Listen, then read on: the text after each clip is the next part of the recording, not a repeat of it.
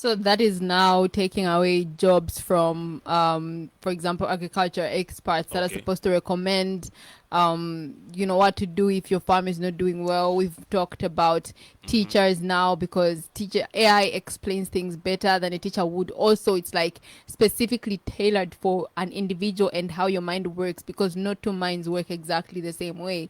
So then, because now, for example, our education system doesn't have a system where teachers are patient enough with pupils, especially not in public schools, Mm-hmm. patient enough with pupils to educate them and understand what is your way of understanding. If you feel something, they whip you. They don't even try Exactly. to see where you're failing or where it is that you're finding challenges in understanding how they're teaching. So they try to enforce the same teaching method on everybody, but AI doesn't do that. Yes. And then the part you mentioned as well about recommendations, I imagine somebody would just say, AI, I've got a headache and I've got a fever and I've got this and that. Just enter your symptoms into AI, and then it recommend to say, oh, maybe go and get this medication, or maybe go and test for this, or maybe go get a scan for this, and then find Yes. out what you can be told. Now, how will, because that sounds very robust and deep and Okay. easy, because I don't have to leave the house for me to Yeah. go and do all of these things. I can just be within my yard, my gardening or my farm. I can be within my yard learning on the phone. I can be within my yard and just getting recommendations. Maybe I can just leave or even just order medicine. So how would that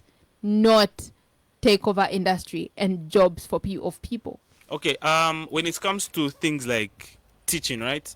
I think there's a human touch to everything. AI doesn't have emotions, but as you said, it's helping people explain stuff. So it's a matter of human merging with machines. So we start like incorporating AI in whatever we're doing. Like for example, I do use AI on a regular basis to create documents and stuff like that. But is it replacing my job?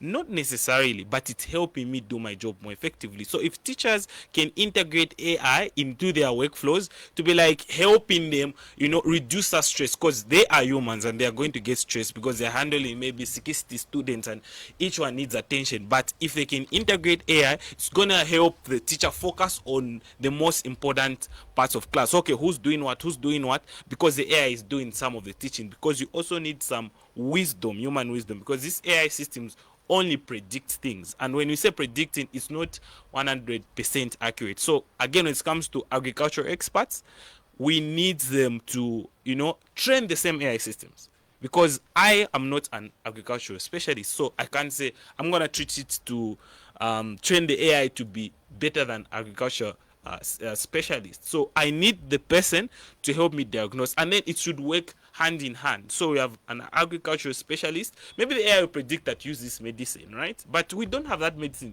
currently. Then what are you gonna do? You have to go to that same expert and ask what alternative you can use, as I was saying. So it's not a matter of actually replacing people, it's about augmenting AI and people so that we can have a more efficient and productive working environment. Now, from your experience, how much acceptance is there of AI in Zambia? Which areas have accepted it more? Which areas are very reluctant and ignorant or just don't want anything to do with it? I think